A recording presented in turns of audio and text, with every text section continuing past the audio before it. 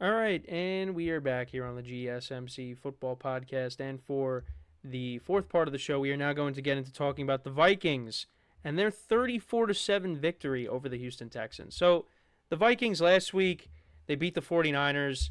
And look, I didn't know what to do in this game in terms of picking because I was like, the Vikings are playing really well. Texans, they've been looking good. I didn't know what to do. So I was like, you know what? I'm going to take the Texans in this game and see what happens, even though I did not feel great about it. And early on in that game, I was like, yep, made the wrong decision. Because a lot of times you could really just tell from the start of a game, like, oh yeah, I already lost this game. And that was the case here. The Vikings, from start to finish, they dominated this game, but on both sides of the ball. So let's get into that.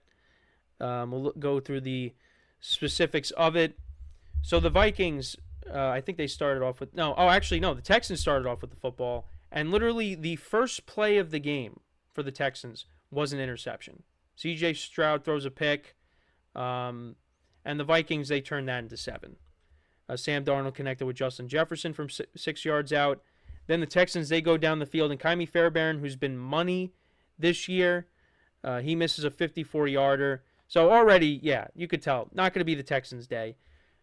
Vikings cashed in, scored a touchdown. Darnold connected with Justin Jefferson for 28 yards, and eventually they get down in the red zone, and he connects with Aaron Jones from 8 yards out for a touchdown. Aaron Jones has looked good for the Vikings, and he will be making his return to Lambeau Field next week when they take on the Packers, and we could be seeing Jordan Love. He could be coming back, and the Packers are 2-1 without Jordan Love. 2-0 without Jordan Love, but 2-1 overall. Because he did play, of course, in week 1. But, then the Texans, they punted. Vikings punted to open up the second quarter. A lot of punts. All punts in the second quarter. So, yeah, it was 14-0 at the half. Then the Vikings, they opened up the second half with another touchdown drive. Darnold connected with Josh Naylor from 4 yards out to make it, or Jalen Naylor from 4 yards out to make it 21-0. Both teams punted again. Then the Texans actually did get on the board. Stroud connected with Cam Akers from 8 yards out to make it 21-7. Then the Vikings, they answered with a field goal to make it 24-7. Stroud threw another interception. Vikings turned that into a touchdown. Aaron Jones, 39-yard run on this drive. And then Darnold threw yet another touchdown to make it 31-7. That was to one of the tight ends in this game, Johnny Munt. The Vikings just dominated this game. Texans turned it over on downs. Vikings kicked another field goal. And that was the final score, 34-7. Nick Mullins actually came in, I guess, to take the final kneel down in this game.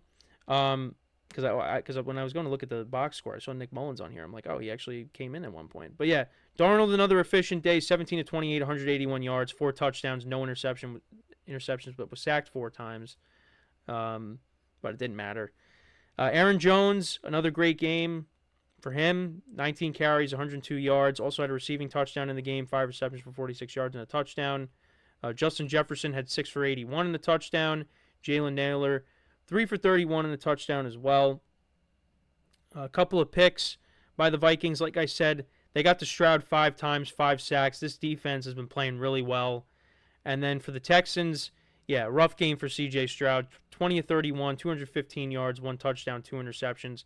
Texans really did not run the ball in this game. Stephon Diggs making his return to Minnesota since the trade.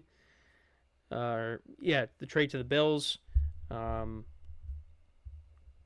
And then, of course, got traded to the Texans this offseason. 10 receptions for 94 yards. Nico Collins had 4 for 86. Tank Dell, 5 for 62. Like I said, 4 sacks by the Texans defense. But, yeah, they the Vikings looked like the much better team in this game. And, again, it's like these first few weeks, last week I was like, maybe the Saints are legit. And then all of a sudden we see what happened yesterday, and you're like, oh, well, now I don't even know. For the Vikings, I feel like it's different for the Vikings. I think the Vikings are better than the Saints. Well, they are better than the Saints now, especially at this very moment. I would put the Vikings right now. The Vikings are playing like a top 5 team. They look like right now. Not only that, they look like the best team in the NFC. I mean, look at who they've beaten. Take away the Giants. They've beaten the 49ers, and now they've beaten the Texans. And many people look at the Texans as, a very good team. A team that, many people, including myself, expect to take that next step. And I know there's going to be some people that say, well, the Texans haven't really proved themselves yet. And you could also make that argument, but the Texans have a lot of talent on their team. C.J.Stroud is a very good quarterback, and they shut that offense down. Now, you could also say, with the absence of a running game, because Joe Mixon didn't play, that kind of changed things here. But I think even with Joe Mixon, the Vikings are still winning this game. And the Vikings, on both sides of the ball, look really good. And on offense, they're still missing guys. Like and I keep saying it, you get back Addison, you get back T.J. Hawkinson, this offense is only going to get better. Sam Darnold is playing really well. And we saw Sam Darnold in Carolina a few years ago where, they started off 3-0. This is different, though. This Vikings team is so much better than that Panthers team. Even though that Panthers team still had Christian McCaffrey and DJ Moore. But, this Vikings team's got Justin Jefferson and, you got Aaron Jones, and you're going to get Addison and Hawkinson back. Of course, Christian McCaffrey, of course, is, the best of the best. But Justin Jefferson is the best of the best when it comes to receivers. So, yeah, they look really good. And defensively, too. This was a unit a couple years ago that really struggled. And Brian Flores, last year and into this year, this defense is much improved. And, bringing in Andrew Van Ginkel, I kept saying Anthony Van Ginkel, Andrew Van Ginkel, Jonathan Grenard, bringing him in as well. Team looks really good. And as for the Texans, this was a team that did, struggle a little bit at times on the road. Now, in bad weather, we saw how they played, against the Ravens in that playoff game. That was outside, that was in cold weather. This was in a dome, and they struggled. So that's something to keep an eye on. I know they played well against the Colts. Colts defense is not great. The Vikings defense, they're a pretty good unit. And yeah, they made the Texans look silly. 34-7. And, again, you got to give props to Sam Darnold. For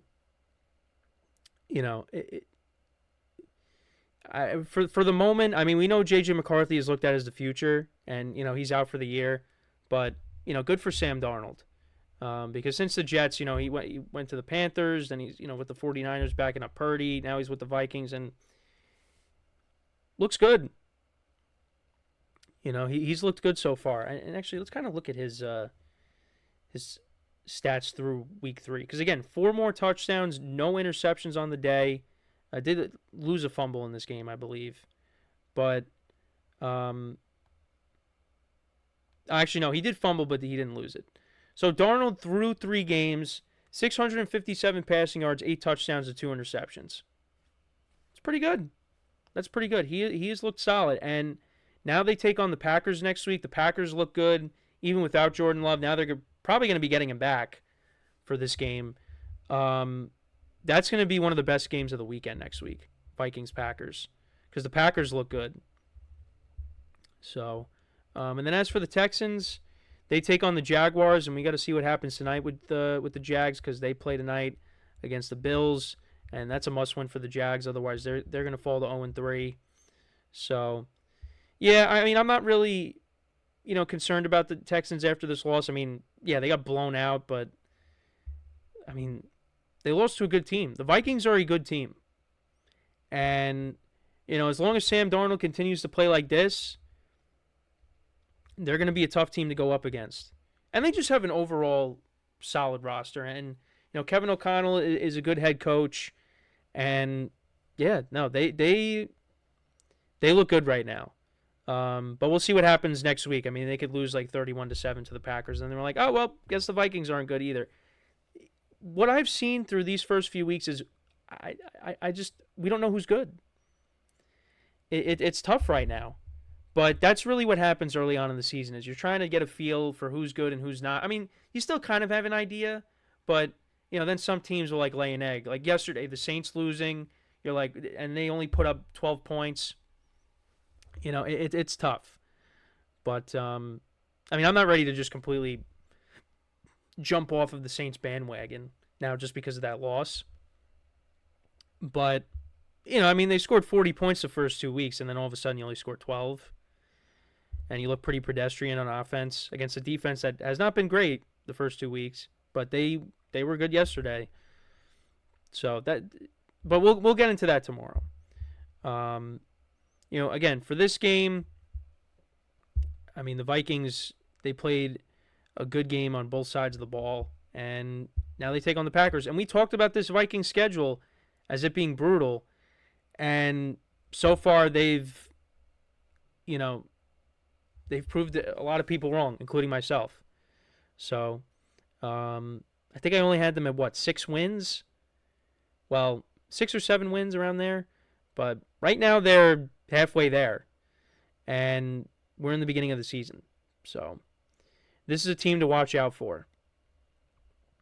But yeah, let me know what you guys think about this game. What were some of your takeaways from it? Let me know in the comments. Yeah, I mean, they continue to play well. And their schedule, not easy when you looked at it at the beginning of the year.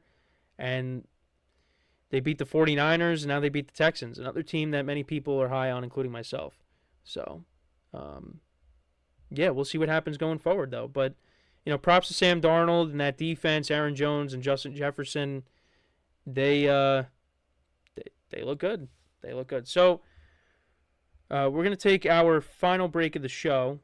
When we come back, we'll get into previewing both games tonight. We got a doubleheader. We got another doubleheader next week on Monday night as well. Now, both games, they will be played. Well, one of them is going to start a little bit earlier than the other, but yeah, so they're going to be doing that. There's going to be quite a few of them this season. So we'll get into all that when we come back from our final break. Jaguars and Bills, Commanders and Bengals. Those games will conclude the week for us. And hopefully, like I said, I can get to at least 8 and just go 8-8 for the week. That would be good. I'll take that. But I have a feeling that, the universe is going to say, no, you got 7. That's all you're getting for the week. So, yeah, that is what we're going to get into when we come back. So for one final time today, stick around as my camera glitches out. I'll fix it during the break. Stick around, and we'll be right back here on the GSMC Football Podcast.